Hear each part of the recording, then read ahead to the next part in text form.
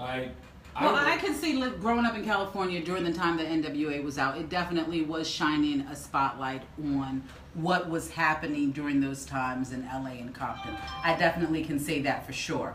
But was it extreme? Absolutely. So at what point does our music hold a responsibility in shaping what's going on now? And if you look back in the day of origins of hip hop with Grandmaster Flash and The Message and Curtis Blow and The Breaks, you're speaking about songs that really hit to a culture and things that were going on. That was a way of a release, a way for them to kind of cause and put the spotlight on issues and political issues that were happening. That was their voice. So what point did we change over to Molly Percocet, kill, bitches ain't shit, fuck those niggas? When did we get there? And you can't deny that when that shift happened, all of a sudden there was a shift in the culture and the generations and things that were going on. So, you know, if you ask me, I've watched it. I've seen it with my own eyes. I've seen hip hop make the transition. You know, and it goes back to, you know, I Used to Love Her with, you know, Common Sense. When he made I Used to Love Her, like, you know, it was the whole Puffy generation. The whole Puffy generation. You know, Puffy was like, you know, we're gonna do the remixes, this, that, and other, and you know, that's when hip hop started making the transition. Because I mean, before Big came out and before Nas came out, you know, I mean, you still had the West Coast, Dre, but I think when Ready to Die came back out, and it kind of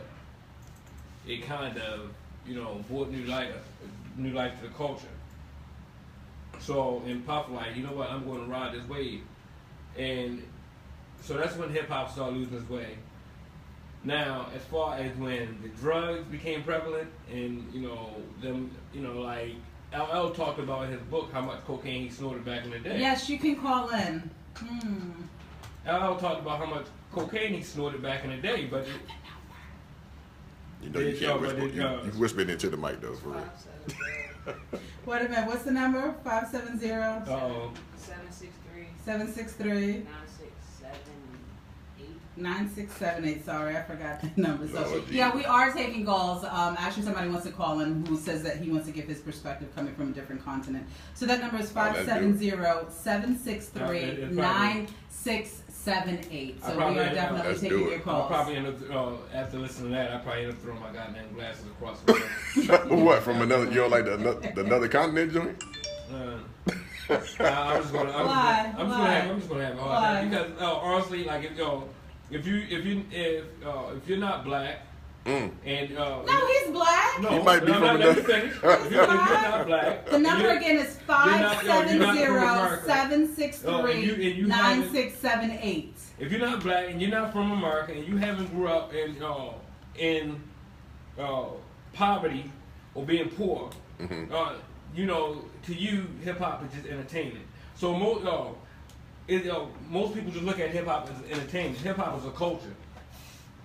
You know, man. Hold on. And then, hold on, but what they got to do with the? Because he's going to come in and say, you know, well, you know, hip hop is good. I can dance to it. Da da da da. Are you don't know what they. You can't assume they're gonna say that. But what is are you watching for phone calls? What is he going to add to the conversation about input? I mean, if he can tell me the 4 elements of hip hop, you know, I'll gladly listen to what he has to say. Tell him type the 4 elements of hip hop. Go ahead, tell him. Well, you haven't even let the man ask the question yet. He might be calling to say I agree. All over and like he might say I agree with everything you say. You done already fried that man. You didn't even say let the man make his question. So after the album came out, he on edge. He on edge already, right? So let's talk about, again, the responsibility of hip-hop, because let's try to keep that back into its context. So Talib Kweli tweeted that he said that when my fans embrace my music, they are also embracing pro-blackness. Pro-blackness is necessary for equality. So do you agree with that statement, that every time someone other than black people, because we all feel that we own the rights of hip-hop, right? No, that's ours. That's ours. We cultivated that. That's ours. When another culture embraces it, does that mean that they are embracing black culture? Because that's what he's saying in this tweet. Right. I agree. But do you really think that, or you think that there's? To me, I think that's quite the opposite now. And I think that there's a lot of people that do embrace it, but I think there's a lot of people who are culture vultures and they're only in it for the money, not basically embracing pro-blackness or black culture, but they're just taking from it. I mean, that's with anything though. That's with anytime somebody copies you or wants to emulate whatever you're doing, they gonna just take it for what they gonna just consume it and keep it moving. They don't necessarily need to appreciate it. Vanilla Ice was culture appropriation. So that's what I'm saying. So you can't say. Hold on, but Beastie Boys was part of the culture. But that's what I'm saying. But you can't say that every time just because someone of another culture embraces our music, that means they're embracing black culture and pro-blackness. And that's not true. I think that's a blanketed statement. I don't think that's true. I think that could be the opposite, and actually where you see the turn and the shift in hip hop is when it kind of sold out and it became commercial. It got away from that. I'll tell you this: I have the Roots give a picnic every year in Philadelphia, and it's a large concert, and it's mostly conscious artists, older artists, whatever. And every year I have been to that picnic. 90% of the crowd is white. Was white. That's always. You understand? Like, they appreciate the culture more than we do. They appreciate the history of the culture more than we do. Like, and like the only time I have seen like an influx of black people at the Roots picnic is when they had Future and Wayne. You understand what I'm saying? So do you feel like those same people who are there supporting the Roots are the same people that are out marching for Black Lives Matter? But that's what I'm saying, because this is what but that's what I'm saying. That's what that tweet kind of references. If you are supporting my music, that means you're embracing pro-blackness, and that's not always the case. Listen. They may not be totally embracing it, but I mean, I think hip hop is the closest thing outside of that you can get to the pain of black people. Well, no, and I actually think that that's one of the things that brings the world together on a global level, music and hip hop, and that has done, like Jay said before, it's done a lot for race relations. Music has. Well, not according to what I read on Twitter. I mean, Jewish people are pissed off about Jay album because he made an anti-Semitic statement. So how was that anti-Semitic? Because he said, "Get your money up, get your credit together." Right. That's how they bought up all the property in the world. They're saying that's a stereotype, and the way the guy explained it to me is saying a Jewish guy told you this. Yeah. Okay. The way the guy explained it to me, he was like, let's just say that all black people were just good at sports. That's all y'all good at. You understand? How would you feel when you But he definitely didn't say that. He didn't say that that's all Jewish people do. He didn't say that's all Jewish people do is buy all the property. Hold on, I'm gonna drop a link in the group. It's a fact. Even with Jews and even with Asians, that's what they do. But they pull their money together. Yeah, that is group economics. Is absolutely correct. Looking at it as for whatever reason, I don't get it. I don't understand. I never said I didn't agree. I agreed. You understand? But let's talk about it. What Jay said was facts, though, right? That's one of the things that we're talking about because, we are always about. I'm about not complaining about shit. Let's try to up the block. We have that mentality, and you have all these people shooting each other and killing each other in neighborhoods, spending all this money and crime over shit that they don't even own. Right. Why can't we get into the mentality of buying this shit back and giving to your people, giving back to your people? Why? You asking me? Go ahead, Cornbread. Nah, you got it. Go ahead. You got the answer. Because he ready to go. Sometimes I gotta be like, go ahead. No. I totally agree. I mean, did anyone ever listen to Bronzeville, that podcast? But I do agree that we need to own more. I do. Is that the right number? Go ahead, keep talking. I do agree that we need. We see your call, but you can understand the plight of the black man, but still say, hey, you know what? I recognize when you're not doing what the hell you're supposed to do. All right, we have a caller. Hello, WMSK. Hey. Uh-oh. Who is this? This is Dela. Okay, what's up, Dela? Now tell us where you're from. I'm Nigerian. Ooh, this is gonna be fun. All right, so tell us your thoughts. I do want to answer the question he asked first about the 5 elements of hip hop, right? I think I answered it already. Yeah. MC, beatbox, DJ, graffiti, and breakdance. Oh, you got Google, my friend. Oh no, he told you though. I mean, You Googled it though. Right. Give him credit. Give him credit. You got it right. You asked the question. Oh, He gave you the answer. I know who this is. I don't like you, my friend. You don't like him. All right, so tell us, before we even get to that what's part, going before on? you scare him away, tell us your thoughts, Dave. Go ahead, Dalen. All right, so I was gonna say this, right? Hip hop started to me. Hip hop started as a culture, right? Right. But some way deviated to entertainment and a business, right?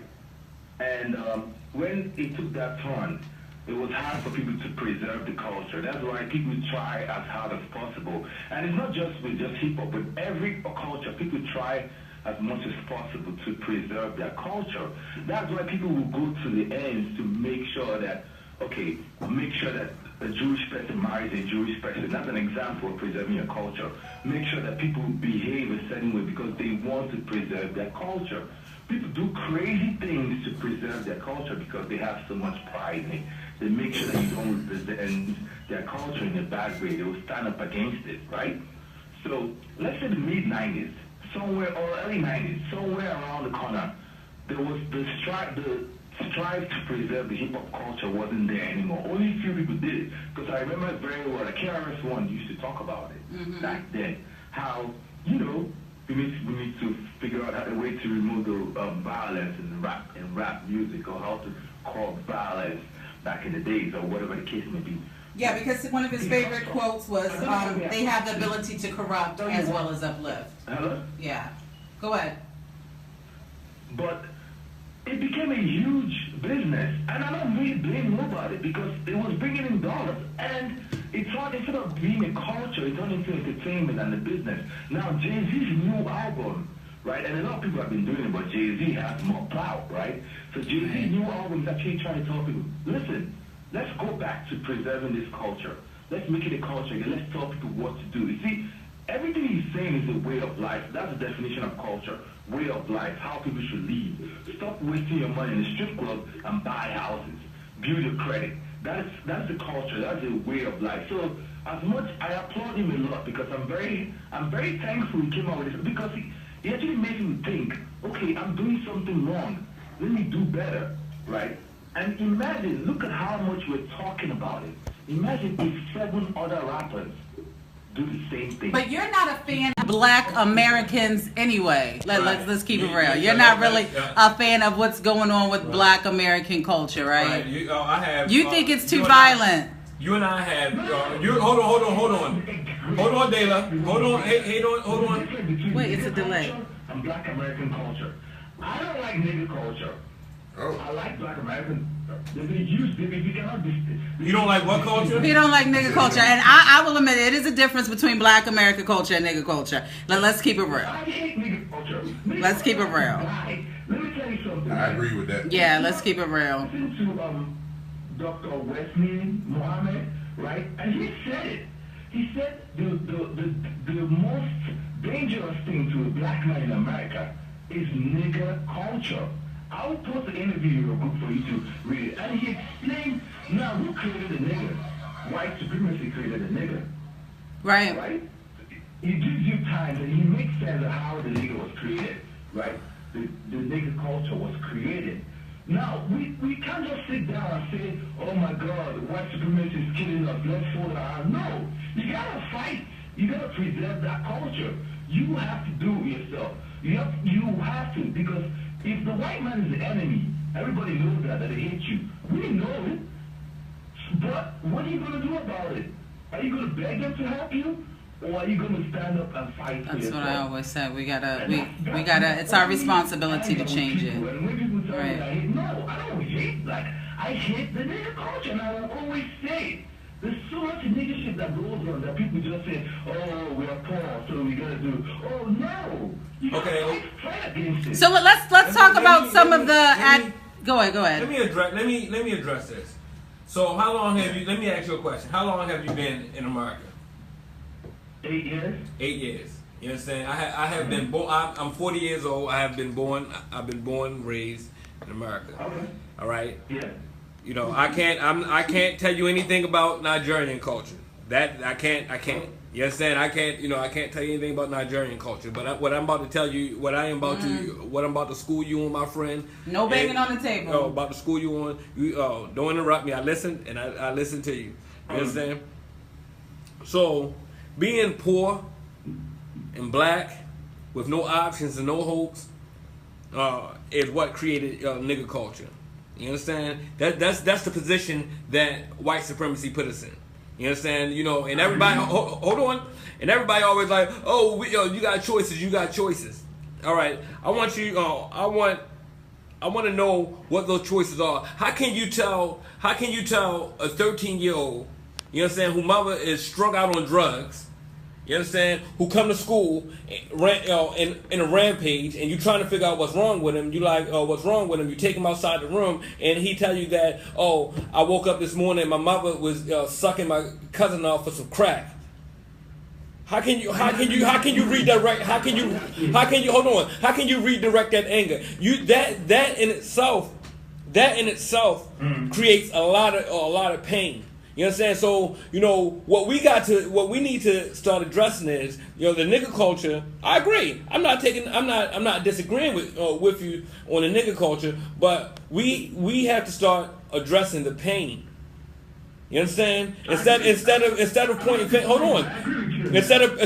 fingers saying, oh, this is the issue. You know, we need to change this. Yeah, nigger culture is a dangerous culture. You can stand up. I can go anywhere in Baltimore right now and get shot and killed.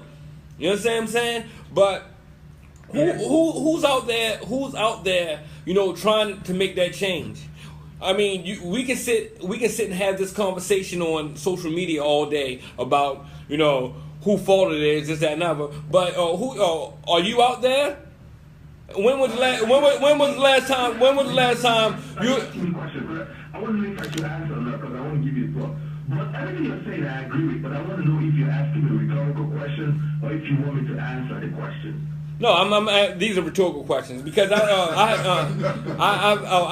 seen me and you have had debates on Facebook and it didn't really go too well. So we're gonna edit it. Thank you for calling in, Taylor. All right. And look, so one of the things is this: like, you can't. I mean, the whole everybody agrees. But nobody's going to say that the nigger culture, quote unquote, is acceptable. Like nobody agrees with that. But do we? Because it's not acceptable by any means. If you look at the amount of money it makes, if you look at the amount of attention that this particular form of music gets, that whole culture, just like your whole rant with Mona Lisa, the amount of money that they get, the amount of attention. Nigger culture, people do agree with it, obviously. No, I'm just saying. I'm talking about normal people, right? Like all the stuff that. But so are we? We're normal people, right? We're the minority. But the people that are making these decisions with the record labels and would put out on videos and all that stuff, that signing these silly ass artists to come out here and talk about, oh, it went from I think he mentioned, it went from a culture to a business, right? So it went from one of the things that I always associated with is that it once was, all right, we're gonna rap about what we're going through in the hood and we're gonna put this out here and blah blah blah. Then it transitioned to, oh, you actually gotta be in jail or just got out of jail or you actually gotta be a killer. You actually gotta do all this shit that you're talking about. But why is that even necessary? Because the consumer pushes the trend. Right. We decide on what the trend is going to be. Yeah, so but again, that is a reflection on us and our society. But this is what I'm saying. But black people are not the major consumers, right? That's true. Black people don't make these companies billions of dollars. That's true. At all. Like, even if we stop buying that shit, across the board, black people are not the people that buy the concert tickets and all that. Anyway, I'm sorry to say, I stole Jay-Z's album. I would have paid for it. I would have paid for it. Nah, but this is the thing. You made it so hard. Like, you had to have Tidal, which I have a Tidal subscription. And then you had to have the damn Sprint phone. Why do all that? Like, But even beyond buying the music, I'm talking about you got merchandising, you got concert tickets.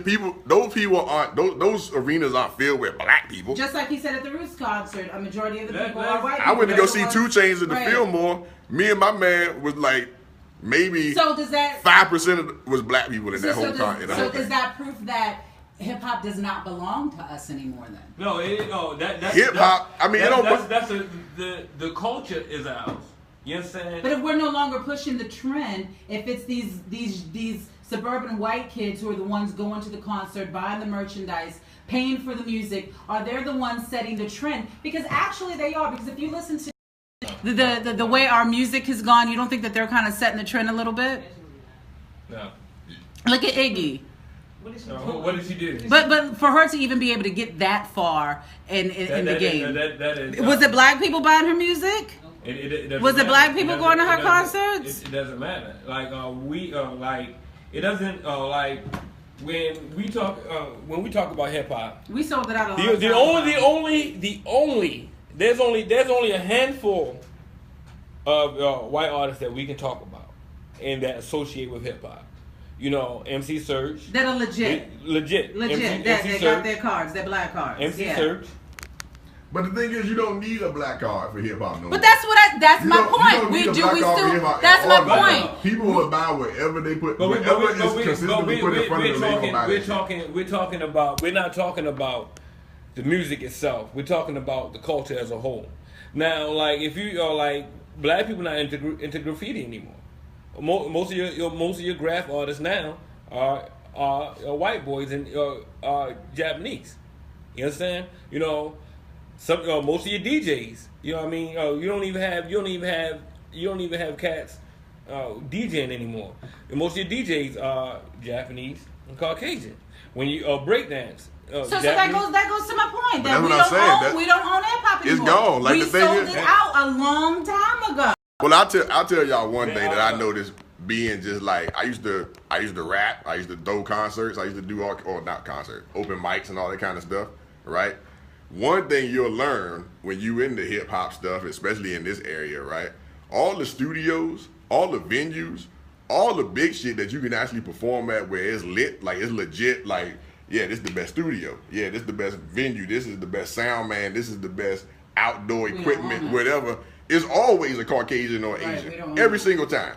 So the idea that just because the artists in front of you are black or whatever, or Spanish or whatever, that's not necessarily like the hottest DJs are always some white dude. You be like, yo, who is DJ, whatever, and you pop up and there's always a white guy. So let's talk about that. A lot of people feel as though there's a machine, a conspiracy that's pushing hip hop into a certain direction that is contributed to the decline of our communities. This is what they're pushing to further destroy the black man, the black culture, the black communities.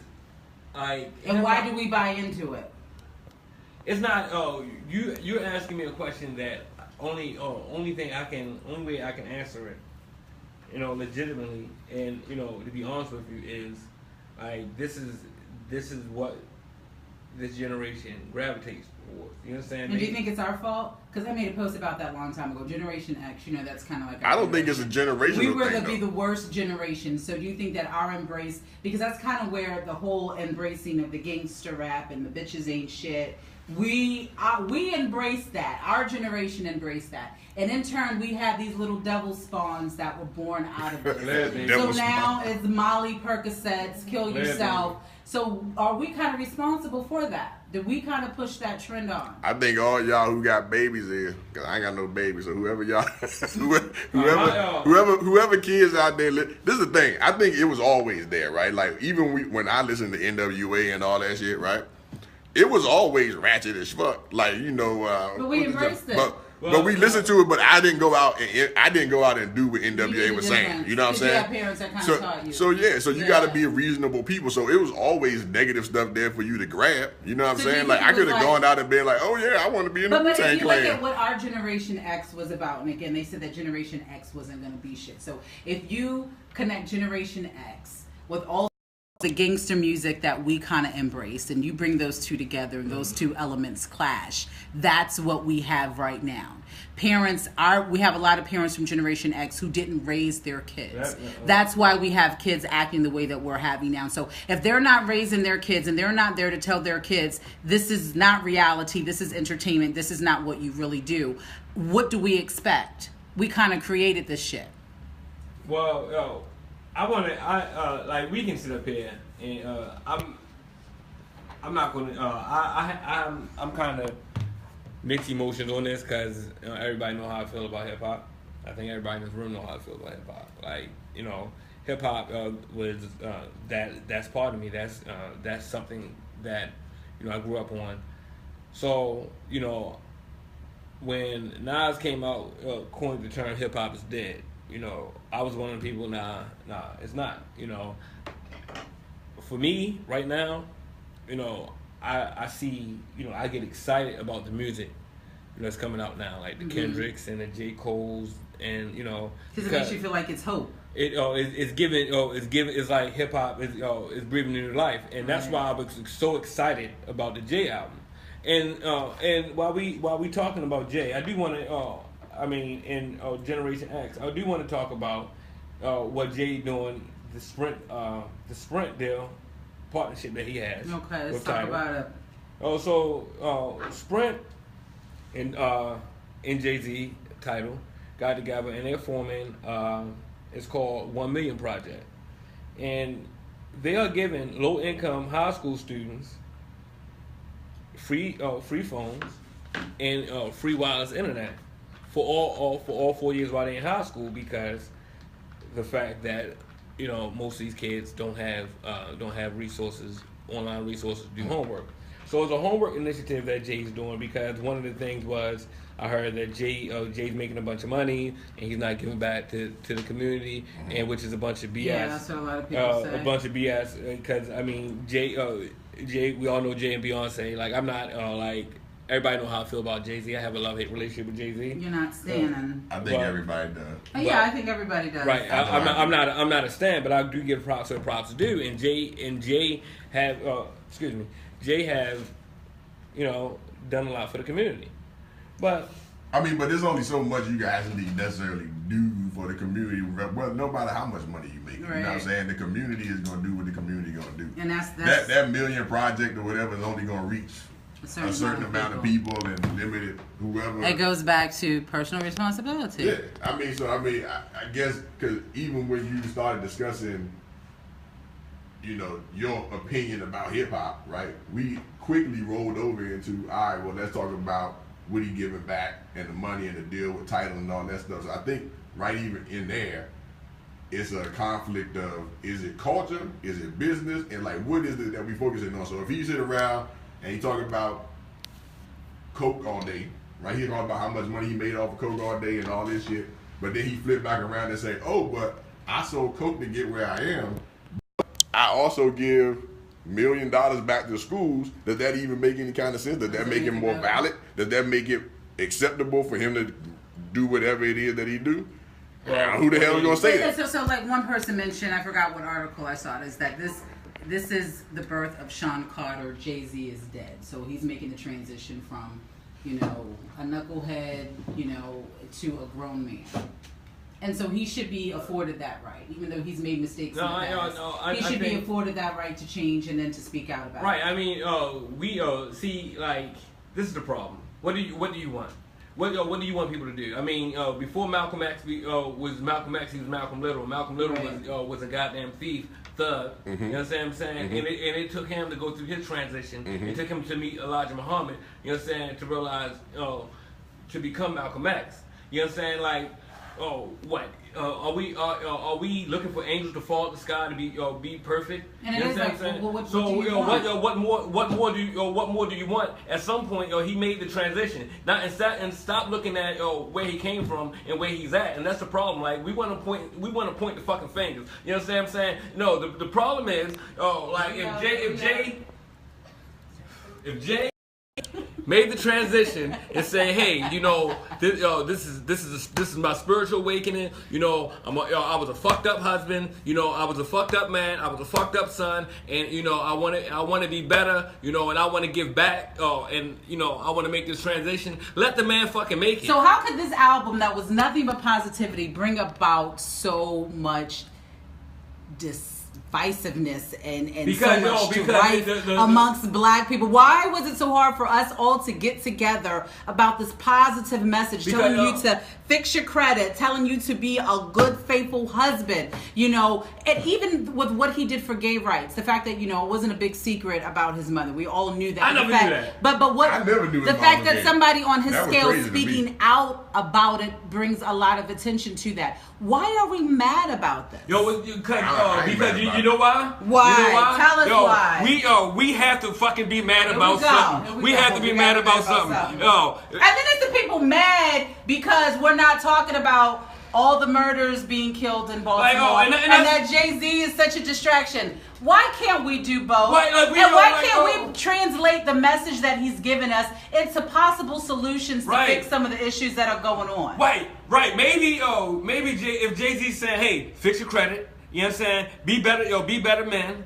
Be better fathers. You know, open up black businesses. Don't die in your neighborhood. Don't die die in your neighborhood. You know, and people start doing it. Maybe if people start getting it, maybe the crime will fucking drop. Like why do you fucking people got to be so fucking mad? Here we go. Why the fuck do you got to be so fucking mad all the fucking time about something? Like first thing I was like, what's the verdict on Jay-Z album? People like, oh, is this, that, and they quoting lyrics, and I didn't hear at this time. I didn't hear it. And then one girl come like, oh, he cheated, and I read like down like 6-7 quotes of his lyrics, and I'm like, all the fuck you got on this is he cheated, and at that point I knew from that point. He got the finger pointing. Can y'all see it? When he start doing this, I knew from that goddamn point that people was going to get mad. So we are going to try to delve into why everybody's so mad. So joining us next after break, we have Jennifer A. Pope, who is a mental health expert, and we're going to talk a little bit about her business and also talk about the effects of our music, the effects of something I want to discuss, which is my favorite subject, PTSS, which is post-traumatic slave syndrome. So have you guys heard about this study? Have you heard about this, Jennifer? Yeah, so it's it's a very interesting study, and it speaks about things that we pass down to our children that might not necessarily, certain behaviors, certain patterns that might not necessarily be into context to what's going on now, but it's part of, that PTSD from slavery, from Jim Crow, from things that haven't been dealt with. So she had a very interesting study that we pass these things down. So we're going to talk a little bit more about that. So keep it locked. I wasn't supposed to go off either. I was supposed to be good. Well, that was a mini rant. So no, you're supposed to go off. We'll see. The past is supposed to be there because this is important shit. I don't have no issue with that. So keep it locked and let's talk. We'll be right back. So now, yeah, you getting a little passionate. Just let me finish my thoughts. You started this though. No, but you gotta let me finish my thoughts because you be ready to go. You have to let me, as the host, I gotta get my thoughts out. You see this? It's for a reason. Hey, now we behind the scenes, y'all. So we on break now, and now they turning up. Come on in, baby. I don't know where you want to sit at. Come on, you can sit beside me. Yeah. Hey, Marcus, you know they from Baltimore with them oohs, right? Them oohs too. You see what? That's just funny. Hey, what up, Keita? I told y'all wasn't listening. My brother is gonna divorce his wife because she's out celebrating. Hey, you right, Alton. You know me and you agree on everything, and dog. he doesn't approve of that. So it's not Wi-Fi. It's like doing Moses. Oh. But you connected to it though, right? But I can't see to get the password. Oh, I think I'm back on now. Did you hit Tia? I'm about to right now. Hey, thank everybody. What y'all doing? Who that? Hey, what's up, Keita? Everybody's waiting for me to go on a rant. I am not. You've already been on a rant. You've been on several rants. What do you mean waiting? Okay, no, You only let people get their thoughts out. We behind the scenes, y'all. They out here. They here arguing about something. Yelling and everything. It's too hot. It's not. He supposed to be. It can be useful under the right circumstances. And I think a lot of the providers of PRP don't have the right focus. Like our politicians, like me. I have the PRP programs. I'm sorry, PRP programs. I have seen a lot. You want this? Oh, you got something? Oh shit.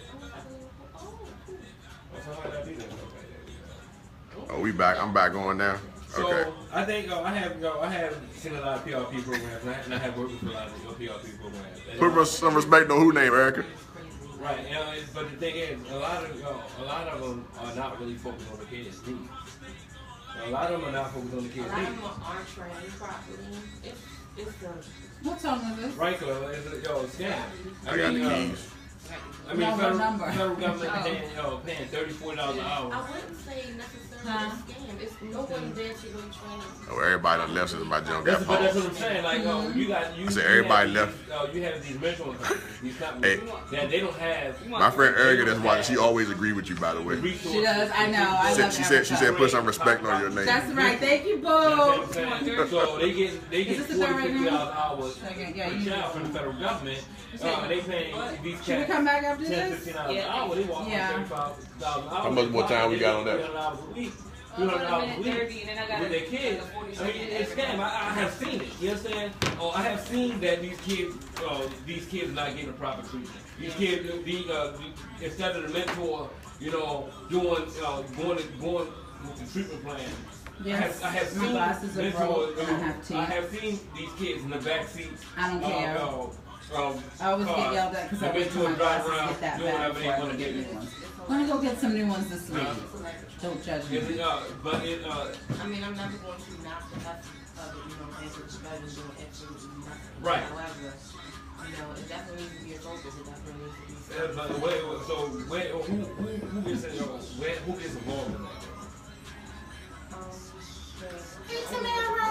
I'm saying where do the connect come in? Where like you work with you deal with people, right, on a daily basis. So you say, well, I want my kid to come to this program. You know what I'm saying? And you guys come up with a treatment plan for these kids. Don't judge my glasses. Oh, you got the tape on them? Where's the tracking? I'm getting some this week while I'm on vacation. I do that. I Are like you going on vacation? I am on vacation 10 days. Oh, okay. And so I have all my appointments scheduled then, but I'm bad with my glasses. I wait till they get to this point before I said, okay, I need one shot. Okay, 7171 security book. Gorilla glue them joints to keep it moving, right? As long as I can see, I need to see them while I'm driving and while I'm working. I don't care. Don't judge me. Hey, why? I have tape on my glasses, okay? Why she trying to I'm not all hold stock them? out that I gotta have fancy glasses. Yo, Warren G used to take his glasses too. You see Jim my Bruce, glasses? what's up, And shouty? You spend like thousands of dollars on Oh, she keep coming Look with at my my tape. glasses. Look at my tape on my glasses. She always comes with my glasses. Hey, we coming back on 10 seconds. 10 seconds. 4, 2. Welcome back to Let's Talk Baltimore here on WMSK Online Radio, where talk radio just got better. So joining us, get up to the mic, boo. Let's get you on. Joining us is Jennifer A. Pope, who is a mental health specialist. Tell us a little bit about what's going on. Can you fix your mic, Malik? Or slide over there. Can your chair roll? Yeah. Or nah? Yeah, you can come back this way. There we go. There we go. Get it together. So speak. You might have to hold that. Speak loudly and clearly, and tell us a little bit about yourself and what you have going on. Hello. Good evening, Baltimore. My name is Jennifer Pope. I am a clinical mental health therapist, and I have a newly opened private practice called J. Pope and Associates, LLC. I'm about 7 months in to starting my own practice.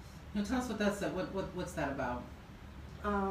It's mental health therapy. Mm-hmm. I do individual therapy, group therapy, couples counseling, and basically I work with individuals in the community. I am what's considered a mobile therapist, so okay. I go to my clients. So let's talk a little bit about mental health in the Black community. It's kind of like a taboo issue. We all believe that it's like kitchen table talk. You don't let what's going on in your house outside of these doors. But tell us how mental health, has a direct correlation on some of the issues that we see that are affecting our communities. Mental health is really, really, really a big issue. It's an issue that reaches into so many different caveats of life, be it financial, educational, spiritual. Mm-hmm. And within the African American community, we have a very large mistrust of any type of medical professional, specifically mental health. And why is that? Just due to history. We have so many times in history where Black people were experimented on. Remember the experiments, right? Right. We have mistrust all the way from just the Tuskegee Project right. and beyond. Right.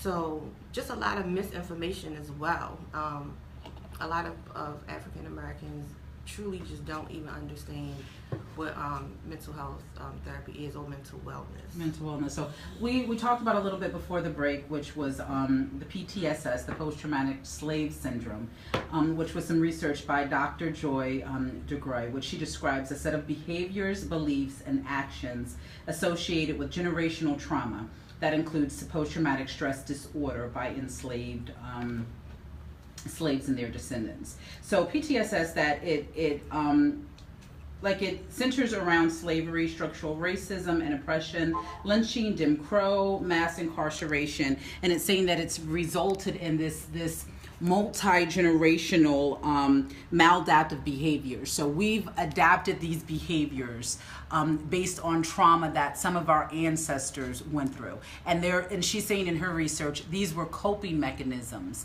to deal with things that we were going through in slavery and Jim Crow and segregation.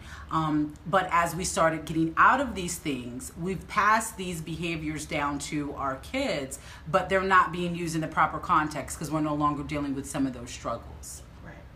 What do you think about the study? Do you feel like it's valid? A lot of people don't feel like it's a valid study. I do feel like it's valid.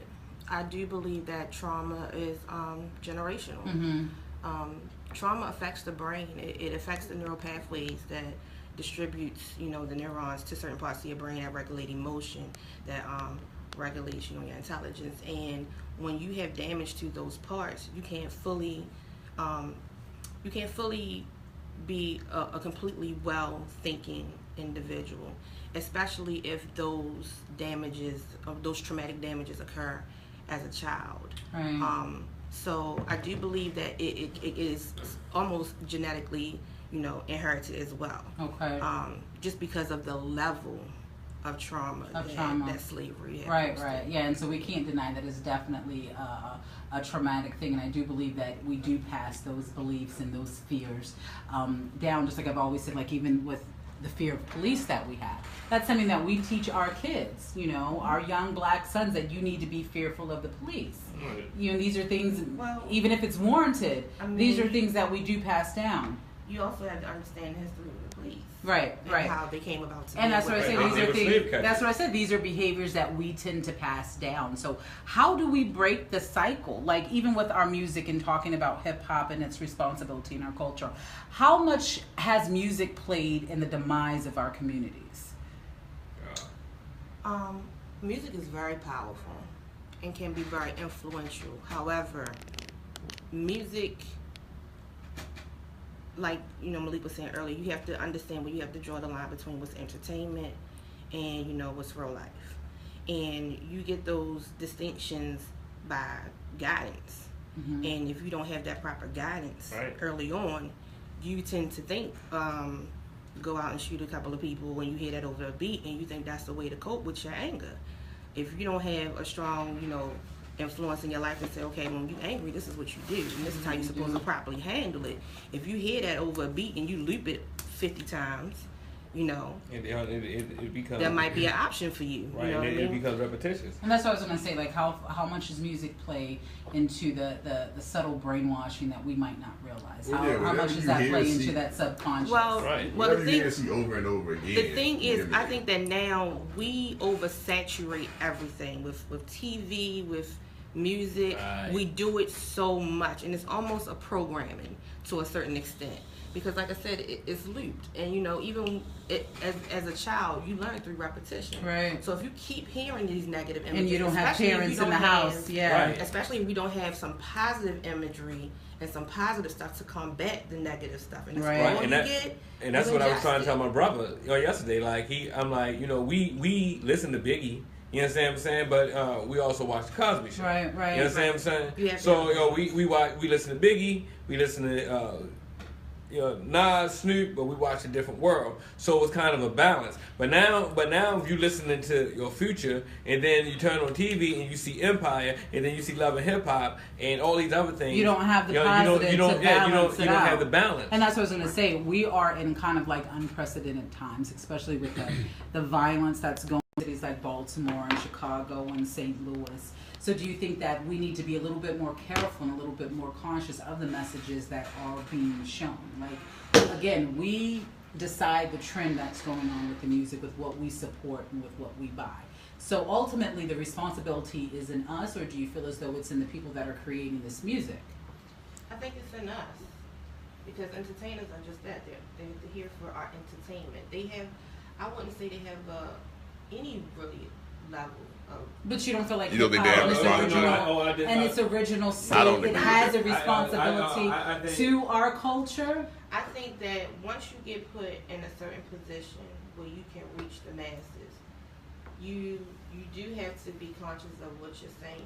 However, if the masses is saying this is what they want, and they're telling you this is what they want because this is what they're purchasing, This is what they're buying. this is what you're going to do, because you're under a contract where you have to produce a certain amount of sales, you have to produce a certain type of marketing. So basically, our so- people are just selling. Right, but- we're selling each other out for the benefit of the dollar. But this is the thing.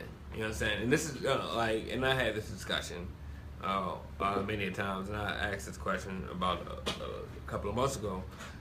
I do, for one, I do believe, whether you want to be or not, these artists do have a more responsibility. Right. I mean, because whether you want to be a role model or not, You are. You are. Yeah, and You I know what can't I'm saying? stand that shit when somebody says, I'm not a role model. Right, or like, you should be your kid's role model regardless if you like it or not. I mean, you are. Exactly. That is Yeah, that's the responsibility of what comes with fame. That's the price The of fame. fame, absolutely. You know what I'm Take saying? that shit, own it. You have to own it. Right. You know what I'm saying? So if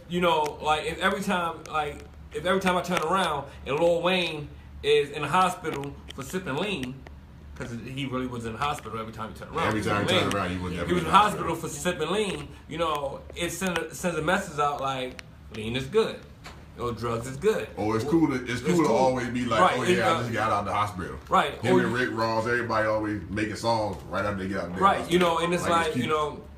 when we talk about, you talk about the the Mollies and the Percocets and the Futures, and half these guys don't even do the drugs Don't even do that it. they're promoting. You know what I'm saying? They don't do the drugs that they're promoting. So you do have to. There is a moral responsibility that there's a moral responsibility that we have.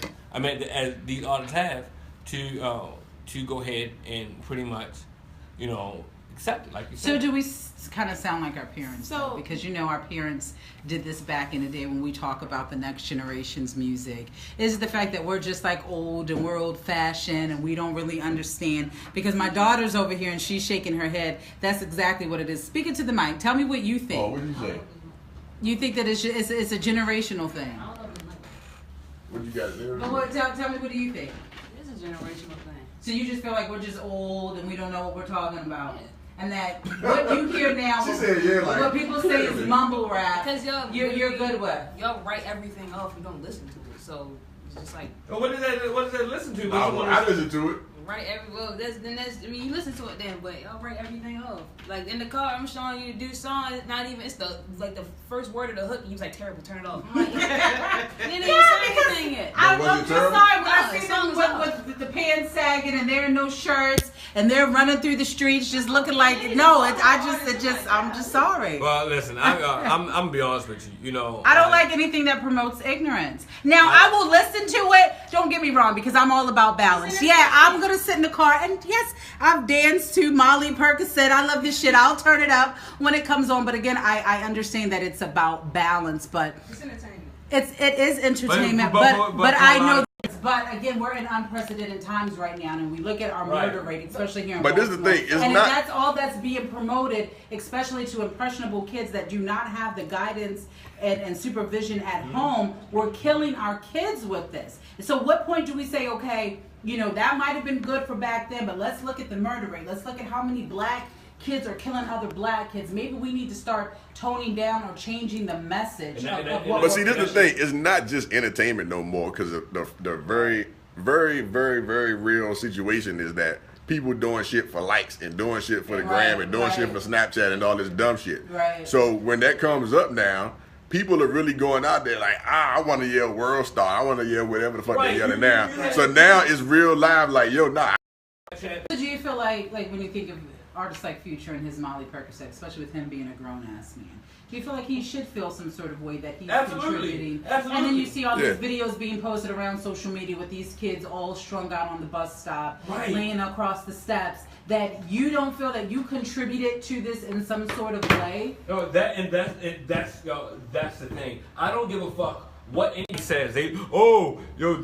Artists are not role models. Artists, it's the parents' responsibility. Bullshit. You know what I'm saying? It is the parents' responsibility. But when you have someone who's selling millions of records, who's selling out concerts, selling out tours, that every time you turn around, they're on the radio, screaming, shoot them up, kill, bitch ass niggas, bitches, hoes, fuck Molly Percocet, this, that, and other.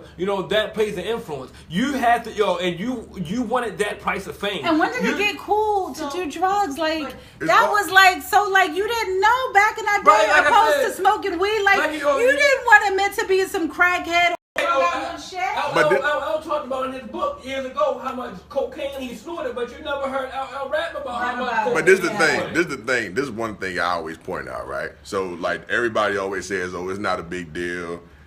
She said, it's only entertainment. Like, it's kind of got to get minimalized, right? But this is the thing. They got the FCC and all this shit. If they swapped out niggas and all that shit with Jews, it's our fault. So why is it? Okay, so we can't talk about killing 6 niggers, but we can actually go out there and do it, and it's okay. Just don't talk about it. Is that what you're saying? Not at all. I think that we get a bad coin as well, because country western music is just as violent.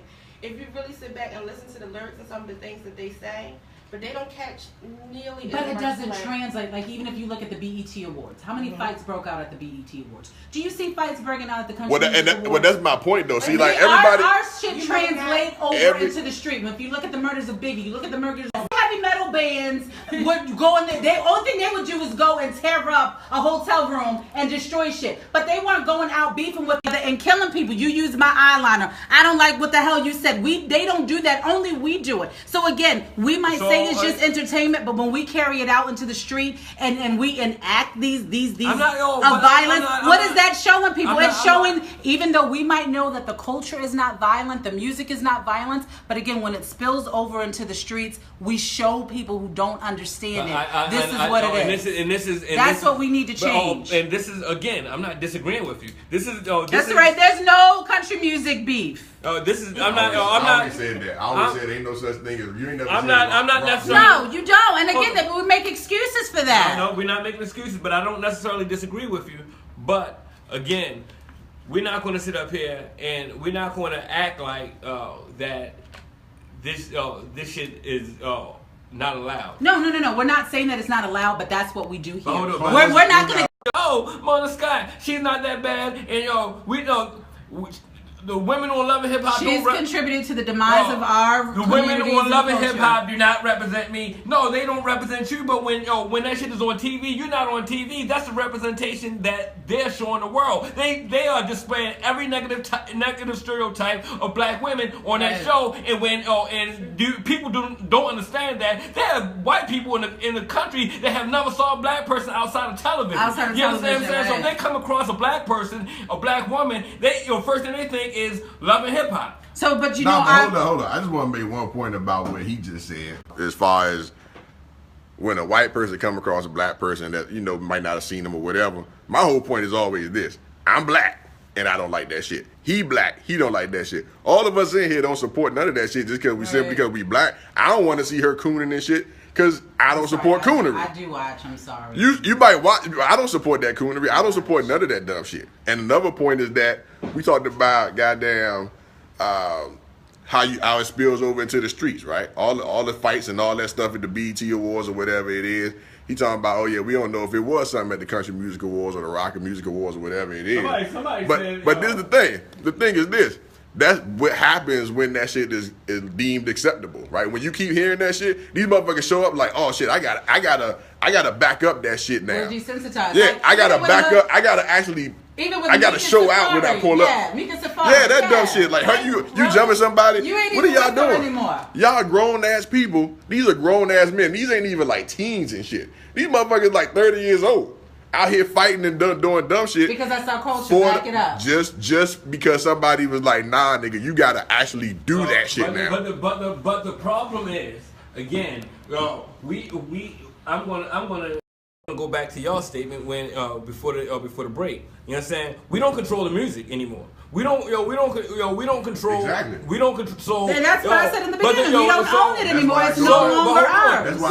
That shit is allowed. That shit is not only allowed. They promote that because guess what? It's only feeding into the negative stereotypes of black people. And when we go and what pisses me off is, and I'm Mona Scott and Tyler Perry, I'm coming for you. Well, what pisses me off is you got fucking Tyler Perry who have been exploiting black women for fucking years. Ooh. You understand what I'm saying? And guess who is Tyler Perry's biggest fucking supporters? It's fucking black women.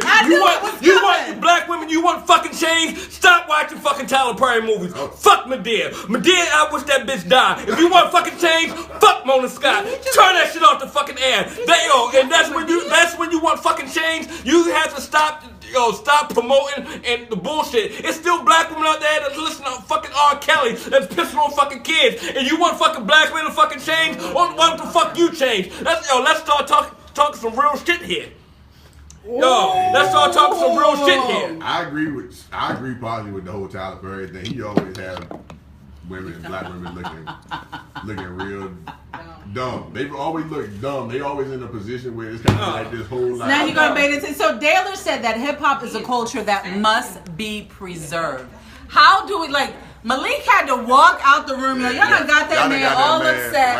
He out in the hallway pacing this shit. Y'all got Malik riled up. He out in the hallway pacing this shit. Sit your ass back down. Sit back down. It's behind the scenes, baby. So again, Daler said that hip hop is a culture that must be preserved. And we've already agreed that hip hop sold its soul a long time ago. Long time ago. How do we preserve this culture, and is that the answer to some of our solutions? My answer is always and that's why, because we have the Kendricks, we have the J. Cole, we've always had these people that speak up. Jay wasn't the first to do it. But hold on, and that's what and we like we talked about earlier, like is great that more people like Kendrick, J. Cole, and Big Crits, and these artists that these conscious artists that's getting mainstream radio play. You understand what I'm saying? But how do you counteract motherfuckers like Future and Mona Scott? I don't listen. I don't have. Right. So what did Jay say? Truthfully, I wanted to run sense. What did he say? Made 5 million, haven't robbed like common sense. So basically, that tells you right there. Like, it tells. I mean, but like I said, they're not checking 5. They sold out a long time ago. As soon as it became, because people like Jay or whoever, they started rapping about just how much money they made. Right. Mm-hmm. Jay's whole persona when he came out, especially in the Reasonable Doubt joint, right, was like, I'm an elitist rapper. Like I'm richer than all y'all. Like y'all little youngins who on the block selling the little dimes or whatever. Like I'm an old hustler, but I got way more. I'm doing bigger things than you. So now you gotta get to where I am, because now I'm above you. So get to where I am, because I'm gonna talk about all this shit, all these cars and all this liquor. And he never said how to get there. And you ain't never heard about. To get there. Yeah, he basically was like, yeah, you need to be like me. I'm the coke man. You gotta come through me. I'm the plug, right? So you take that type of shit, and it all became about money. I mean, before. I mean, not with him specifically or only, but it came about all money. Like, we got to get this money. We can't just be out here being like goddamn Fushnickens or some shit, right? Just being like an entertainer necessarily. You got to be a rich motherfucker for you to talk about anything now.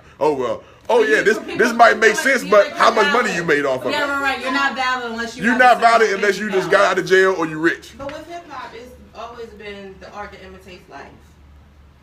Correct. Right. Okay. So, well, all art imitates life.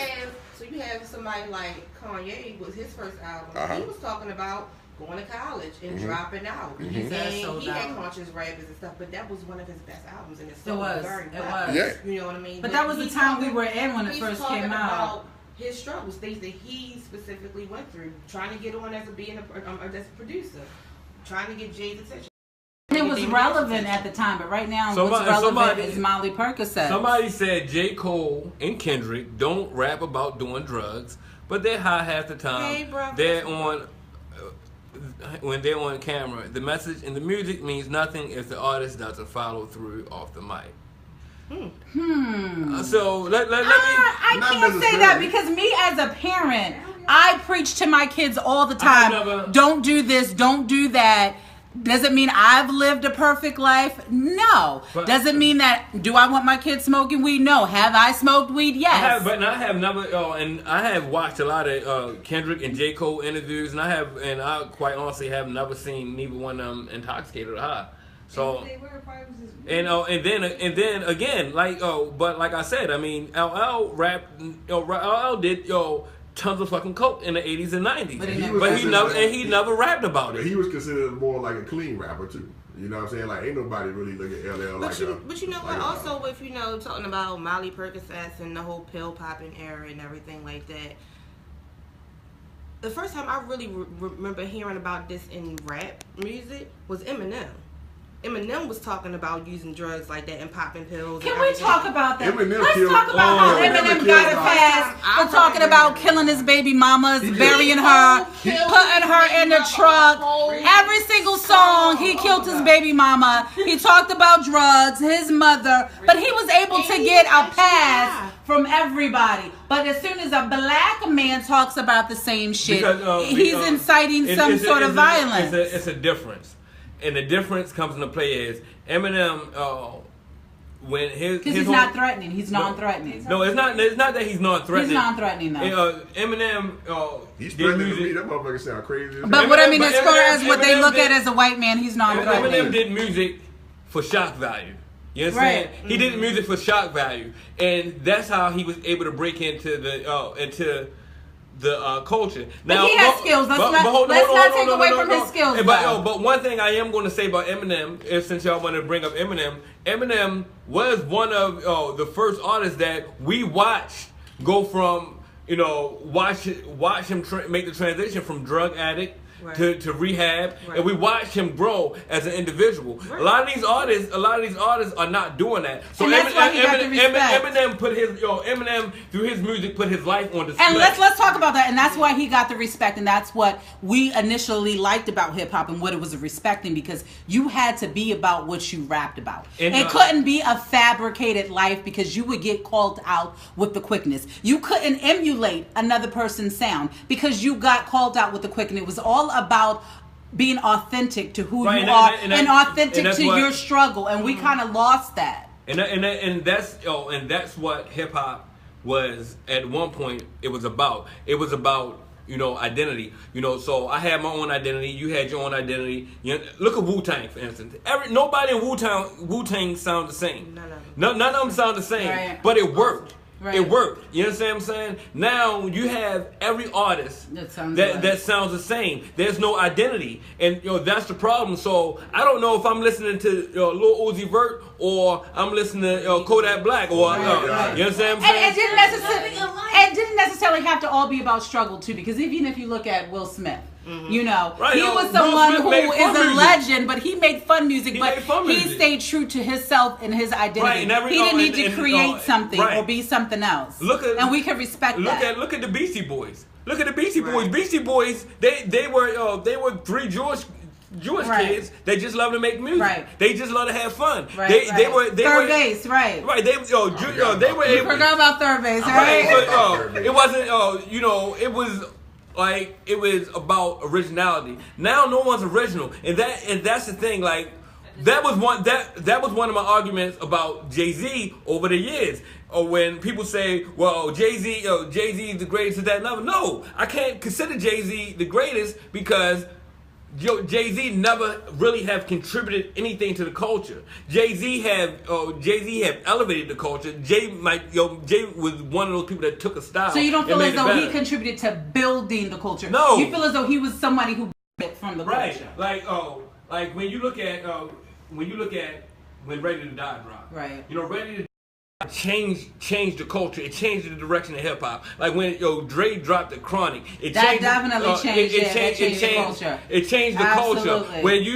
When you look at when NWA dropped Straight Outta Compton, it made an impact on the culture. You cannot say that Jay-Z has made any album. He has had classic albums. He had 3 classic albums, but Jay-Z have never made an album that made an impact on the culture. Jay has always been one of those individuals who was very talented, who was able to say, you know what, people rapping like this, I'm gonna make it better. Remember the Down South sound came out, and he came out with Big Pimpin'. He just made it sound better. He made it sound good. Jay never ever contributed anything to the culture that made an impact. Jay-Z and the culture, we can't just say hip hop. The hip hop culture is only music alone, because it's not. It's a lifestyle, right? way to live. But Jay-Z has contributed to entrepreneurship, right? Which is a big part of the culture. So yeah, let's keep it real. Let me go back to her. You can't say that he hasn't changed the culture, because you're right. The whole thing with entrepreneurship, besides Russell Simmons, because Russell Simmons was one of the first ones to do it. But Russell Simmons was one of the first ones to do it. But Jay-Z kind of capitalized and told everybody, let's put your hustling and your packs away. Let's start being businessmen. Let's start owning shit. He really pushed the own your own shit. Cultivated the grown man culture. I'm talking about from the music aspect. Okay. All right. Now, when it comes to entrepreneurship, right? Jay the greatest ever did it. Jay's better than Russell. But like Simmons. she says, that's part of the culture. Right. So when we look at hip hop as a whole, it's more than just the music. So he has made a huge contribution to hip hop culture. But Jay was better than Russell. Jay was business better, sense, Jay was better absolutely, than absolutely. Jay was better than Master P. Absolutely. Jay was better. And he's not done yet. Jay, one thing I'm gonna say about Jay, and this is not. We're gonna deviate from the music for a minute. Jay has, when it comes to entrepreneurship, when it comes to business, Jay took the streets and ran his business like a drug dealer. And so, but that's the thing. Like a lot of people, especially with our young black men, they're some of the most ingenious people on this planet, especially when it comes to the drugs that running and the businesses that they're running. They're ingenious people. So it was to a certain point where Jay is like, okay, we did this, we made our money, let's start translating this into something else. And he's trying to, like he says, I'm trying to give you $1 million, for $1 million game for $9.99. You people need to listen. Let's buy up the blocks. Let's start investing back into our people. So he is trying to, contribute to the culture in that way. But I don't think that people are ready to hear that message. No, he's been saying that forever. Right. Like, this is the first time. And he's not the only one. But we don't buy into that. When we talk, you know what I'm saying? And this is as a hustler, people don't understand, like, I'm a Jay-Z fan from way back when. I didn't jump on Jay-Z, I was a Jay-Z fan from way back when he made In My Lifetime, and you seen him on the island, and you seen the boats, and you seen the crystal, you seen the jewelry, all that shit was theirs. They bought that. None of that was rented. None of that was rented. Because they were actually living that lifestyle. They did not go to record labels. When he signed that deal with Def Jam, when he was first a priority, you know what I'm saying? They wanted to give him an advance. I'm not taking no advance. Guess what? Drug money financed Reasonable Doubts. When he realized he was getting fucked by Priority, you know what? Fuck it. I'm going to Def Jam.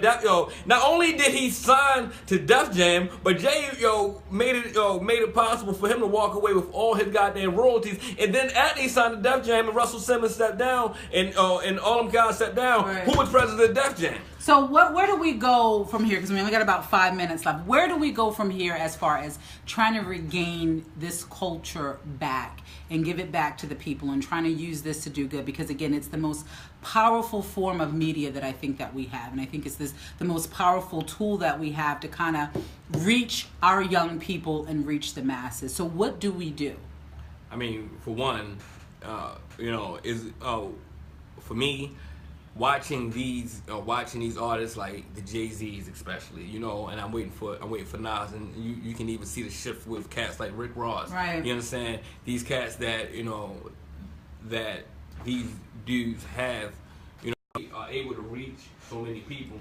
Once they start making they start making a switch and they start moving in a new direction, and people embracing the Kendricks and the J. Cole's and things like that. I mean, that's where it's going to start. You understand? But it has to. And it's not going to touch everybody. It's not going to touch everybody. Everybody's not going to get it right away. But once the tide shifts, and we have seen the pendulum swing in hip hop over time and go in different directions. But I do think that the way that the direction of the music is going now, and not only the music, just socially. Socially. It's detrimental. Right. And I mean, I just hope, this is my hope, and I'm gonna shut up. I hope that a lot of dudes that listen to this, because I don't think Jay album is for the club, is not for the radio. And we're not even saying it's the best album. No, we're it's not the best album. Historic. But I think this album is for black men. Right, absolutely. And I think this album was for black men. And to put a mirror right in front of your faces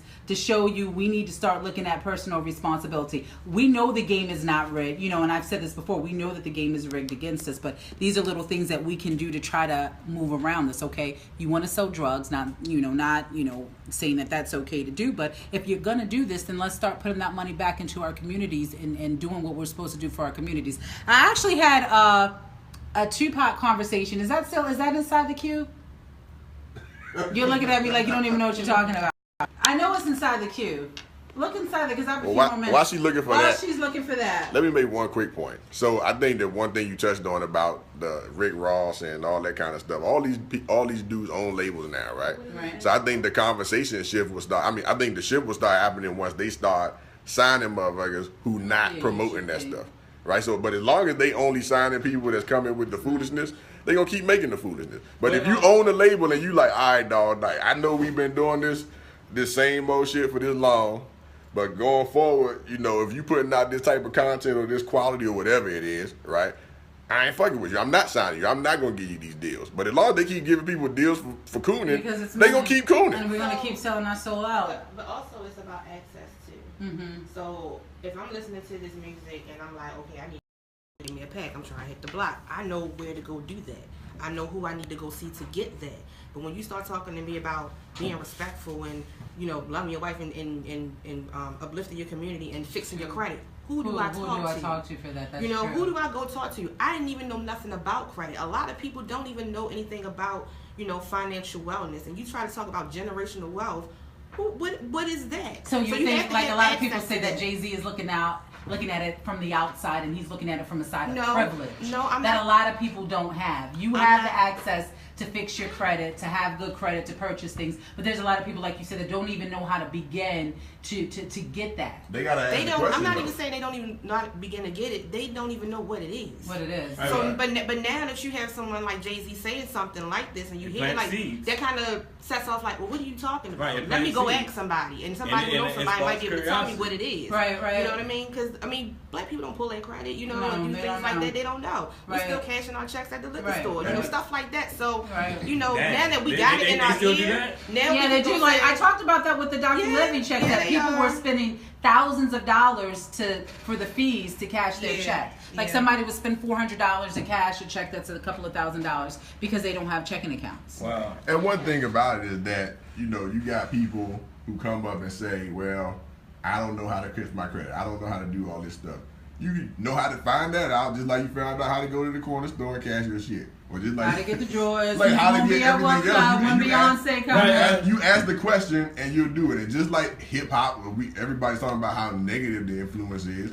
If you change that tile, I think they had a KRS quote on video we posted on Right. Instagram, right? The same amount of negative influence it supposedly have, right? It can have just as much It has the power positive. to corrupt and it has the power to uplift. And this is my thing. Like for me, like I couldn't tell you when the next pair of Jordans coming out. Right. I couldn't tell you. I don't have no interest in it. Right. But apparently people know when they're coming out Right. because you go to the mall and you see a bunch of people standing outside. So we have to stop acting like we don't have access to things. Well, You know what I'm saying? and stop putting the responsibility and off on other people. Google, let Google guide you. Let Google let Google be your guide. Friend. Google guide you. When I refer to access, I'm not talking about I don't know how to touch it. I'm talking about I can pass 10 drug dealers before I get to a credit restoration. Right. Because that's their biggest influence, and that's all that they see. And plus, we live in a microwave society, and one of my favorite quotes by Kevin Hart is, "Everybody want to be a star, but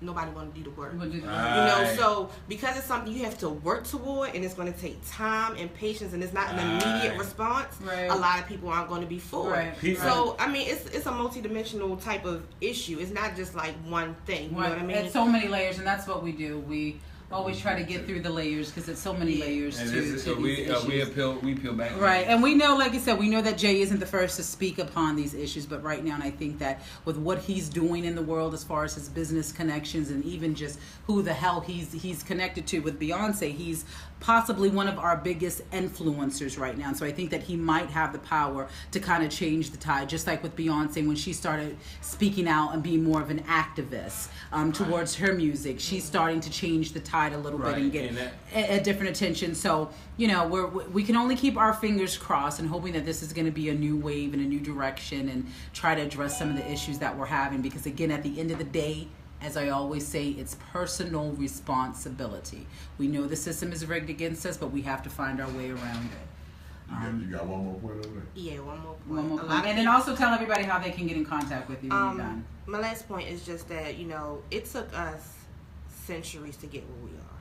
Mm-hmm. As mentally and emotionally damaged as we are as a people, it is going to take just as much effort and time to repair it. There's no easy fix. Right. It's so much that we have to tackle. And, it's a step-by-step process. I know we want to immediately say we want to grab up all the youth and we want them to be positive and do right. But the damage runs so incredibly deep. Right. And it's, like I said, generational. It's going to take time. But we have to have a starting point. And I think we do have a starting point. And do you think the starting point, like I always preach, because we got to go, the starting point is outside factors that we really don't have too much control over, like our politicians, is our government, and making policy and passing laws to benefit us, or what we can control, and that's us and our immediate communities. That's where our focus needs to be. Instead of blaming what has happened or what they are doing, let's start taking a look within and what we can immediately do. There's so much beauty in lessons in the struggle. Right. We're so fixed on the outcome. Right. And I want to say this. Black people are the most resourceful, resilient, absolutely, strongest people on the face of the planet. We have overcame so much, and we have the ability to do so many great things. But we cannot expect them to see the greatness. These kids to see the greatness that they have in themselves, unless it starts with us. And we have to exhibit it. When that's why I'm so hard on women bashing on social media. I'm so hard on men bashing on social media because we can spend so much time focusing on the negative or arguing over the Jay-Z album instead of just coming together and supporting a positive message. Everything doesn't have to divide us. It doesn't, and we look for things to divide us, and again, that's part of the mental issues and things and the conditioning that we've been preconditioned to exhibit. So again, tell everybody how they can get in contact with you and how they can reach you. So you can contact me. I have a Facebook page. My Facebook page is j.popeconnections. When you hear the name Pope, you know it's serious. Right. Olivia's my cousin. It runs in the family. This greatness is Black Girl Magic. Absolutely. Or you can go to my website, which is www.jpopeconnections.com. And I can also be reached at 443-310-3042. And I am taking on new clients at this time. But if you have any questions or just want to know what my private practice is about, I would suggest that you go to my Facebook page or my web page. And guys, I can't stress this enough. mental health, especially within the Black community, is very extremely important. It's extremely It's important that you worse. guys deal with, it's a real thing, deal with the issues, talk to somebody if you have to, get rid of the stigma and get rid of the negativity when it comes to mental health. We got to take care of ourselves, or we can't move forward as a race as long as we're still dealing with this bullshit. So thank you guys for tuning in. We'll see you guys next week. You can follow us on Facebook at Let's Talk Baltimore. Instagram is Let's Talk Baltimore, and Twitter is Let's Talk Be More. And I have a new Twitter. It's Black Hippie 77. Black. Hold on, what So is I can talk a bunch of trash. Anyway, it was a good show. and I can rant on Twitter. hey, call Black. As far as the Black mental health, don't push your people off. Black people got a lot of those. My grandma used to say, "Oh, he's touched," or that girl touched, or something like that, right? Let's talk about people they didn't understand when they had autism and all that stuff, right? Call and check on your people. Anybody y'all know out there that's wilding out, might be a little socially, awkward. Just call and check on them sometimes. You know what I'm saying? Cornbread said, call and check. On your people because Black Cornbread said it's law. It's law. Cousin Cornbread said, call and check up on your folks. Check your people. Check your people. So Suicide is real. All that stuff is real. Absolutely. So we'll see you guys next week. Bye. Thank you guys for tuning in. I know we're a little bit over. That definitely was a good show. I appreciate all your comments and questions. If you've missed the live feed, I'm just going to put this in here. You can always download the app, WMSK Online Radio, and you can listen to us on demand. Hey, I'm sorry about that live feed, you guys next week. Thank you guys for tuning in. I hope you enjoyed it. Bye. Verizon bluffing out here. Oh, this is the best commentary ever. But yeah, thank y'all everybody out there for tuning in. Alton, what's up, man? You know we always agree on everything, dog, as far as Black people go. Yeah. Marcus, thanks for tuning in, man. Ashley, Erica, every week, Erica, we appreciate you. We got to get you up here for real. And this generation now.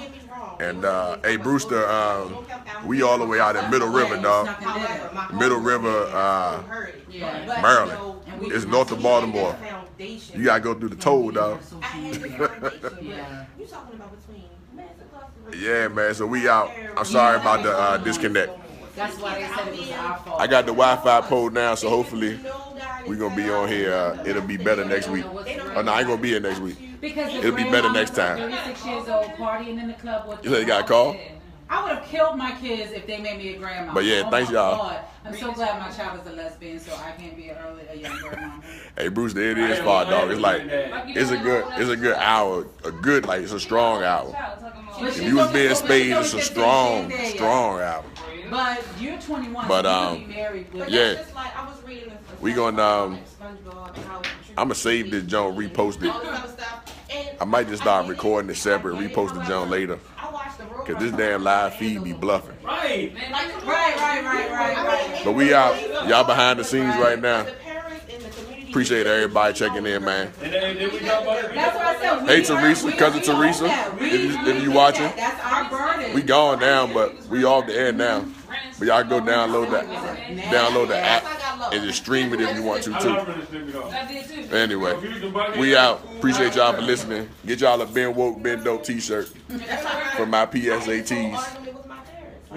Y'all get one of these joints. Ben Woke, Ben Dope. Ben Woke, Ben Dope. I like that. MyPSATs.com. Next week. I wear it. I can wash it. I got a washing machine. I got a washing machine. All right, hey Nina, we gonna get what size you need? Small. All right, we're going to get a small Ben Woke, Ben Dope. Yeah, we can wear it for a photo shoot. I'm going to watch this one. But, who? Yeah, Kodak Black sound different. They all, I can't stand Uzi. Lil Yachty not terrible, but Lil Uzi Vert is terrible.